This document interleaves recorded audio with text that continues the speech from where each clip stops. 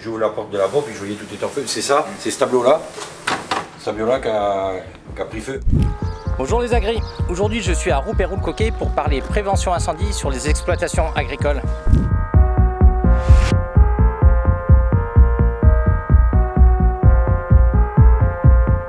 Le 12 août 2003, c'est des dates qu'on se rappelle, on avait une ligne haute tension qui passait par-dessus un stockage paille qui était accolé au bâtiment gestante, crue gestante.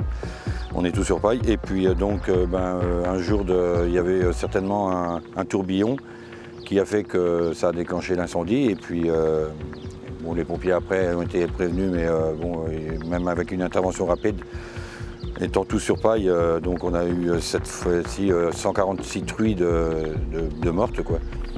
Un sinistre relativement important. Puis plus de truies gessantes, plus de truies pleines, donc l'élevage a été arrêté pratiquement 1 an et demi à 2 ans, quoi. Et depuis, Enedis ont fait le nécessaire, elle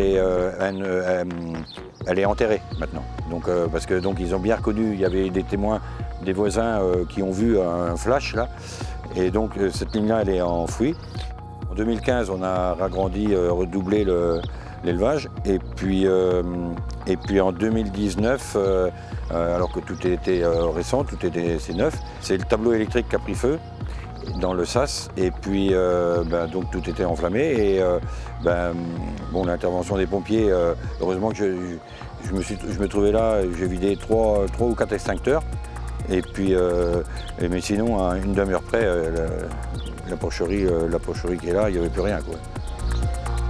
Les feux d'origine électrique, alors que ce soit à cause d'un défaut d'entretien des installations, voire une mauvaise utilisation, par exemple une surcharge électrique, ou tout simplement des dysfonctionnements qui arrivent. On a aussi pas mal de feux qui sont liés à de la fermentation, soit du foin, de la paille ou même de céréales, qui entraînent un échauffement anormal jusqu'à l'inflammation de ces parties. Il y a également des feux qui ont pour origine des moteurs thermiques ou des échauffements de courroies, des choses comme ça.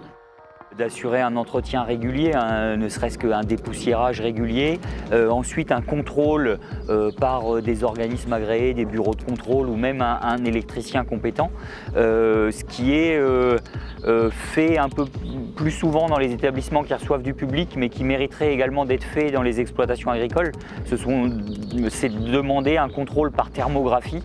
Ça permet de visualiser très rapidement les échauffements anormaux qui peuvent être dus à des accumulations de poussière ou des cosses mal serrées, des défauts de serrage de composants électriques qui entraînent des échauffements et qui peuvent aller jusqu'à l'inflammation. Éviter aussi les surcharges. On a souvent tendance, y compris au sein des habitations, à laisser beaucoup de choses branchées. Ça peut créer des échauffements générateurs d'incendie.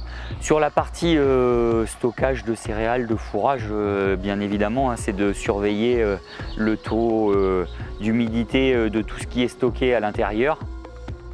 On sait que les zones rurales ne sont pas forcément les mieux pourvues en poteaux d'incendie. Donc lorsqu'on n'a pas un poteau d'incendie à proximité, eh bien, il faut regarder si on a un point d'eau naturel qui peut être aménagé pour qu'on puisse pomper lorsqu'on intervient, voire mettre des bâches à eau qui vont nous servir pour avoir une action plus efficace et plus rapide sur le sinistre. Donc voilà la bâche de 120 m3 avec le raccord là, sur lequel on peut se mettre en aspiration. Et ça permet de pallier l'absence de points d'eau dans le secteur. Avec ça, on est capable de tenir 1000 litres minute 2 heures. Nos camions, on a 3500 litres d'eau dans la tonne. On a des lances à 500 litres minute. Bon, sur un feu assez important, on a vite fait de mettre 2-3 lances, 1500 litres à la minute. Ça veut dire que notre réserve du camion, elle est vide en 2 minutes 30. Penser son exploitation en se disant si un incendie arrive, il faut éviter de tout perdre. Donc dissocier un peu les usages, alors ça c'est au moment de la construction, hein, mais séparer les bâtiments par des distances de minimum une dizaine de mètres, ça permet, si un incendie éclot dans un bâtiment, de sauvegarder une partie de l'exploitation.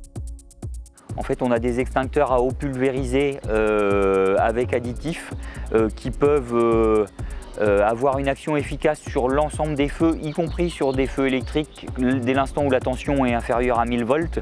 Donc ce type d'extincteur est parfaitement adapté pour combattre un départ de feu. Ah non, ça reste, hein, c'est des choses qui marquent, surtout en 2003, quand vous voyez quasiment plus de 140 truies, après il a fallu en euthanasier, mais qui étaient en feu. Ah non, bah là, non, on passe vraiment des nuits blanches. Ouais. Pour que ce soit un grand bâtiment. On fait une première action avec les extincteurs. En parallèle, on appelle les pompiers, donc les numéros d'appel, je les rappelle, 18 ou 112, pour qu'on intervienne le plus rapidement possible.